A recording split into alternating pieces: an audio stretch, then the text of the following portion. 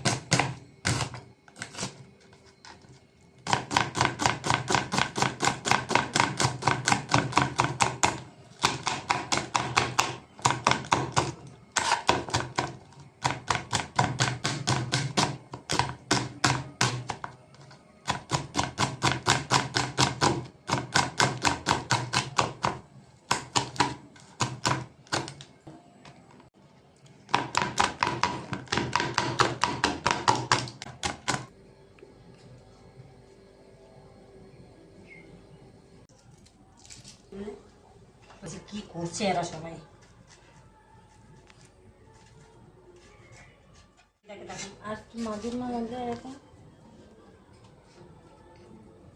আমার মা এটা করলে বেশ ভালো রেড হয়ে যায়।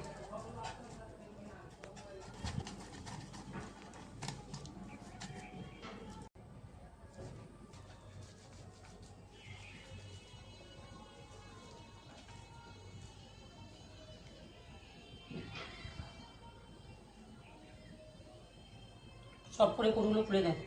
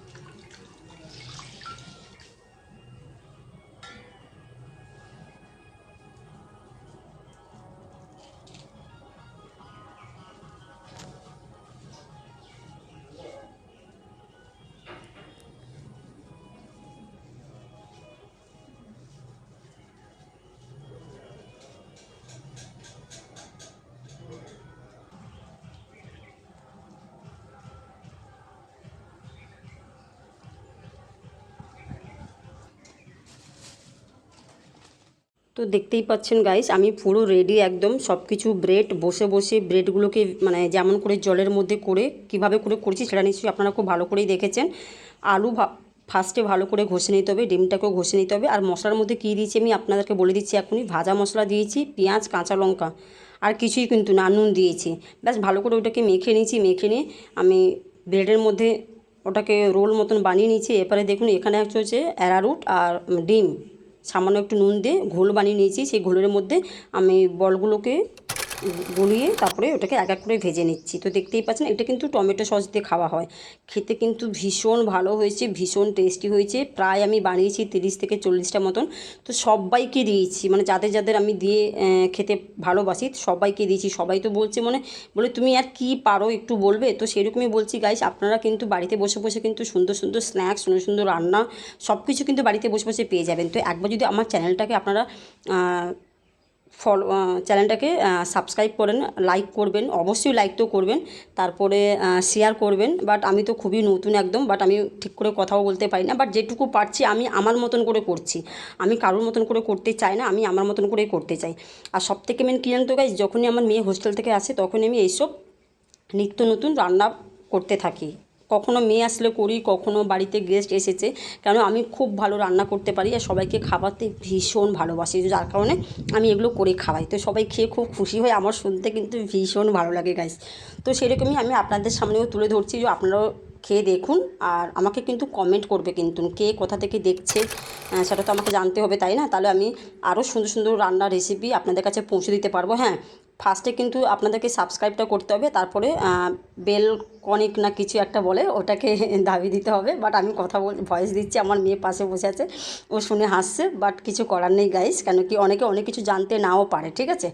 বাট তার মধ্যে অনেকে জেনে যায়, মানুষও করতে করতে জেনে যায়, তো সেরকম আমিও করতে করতে জেনে যাব।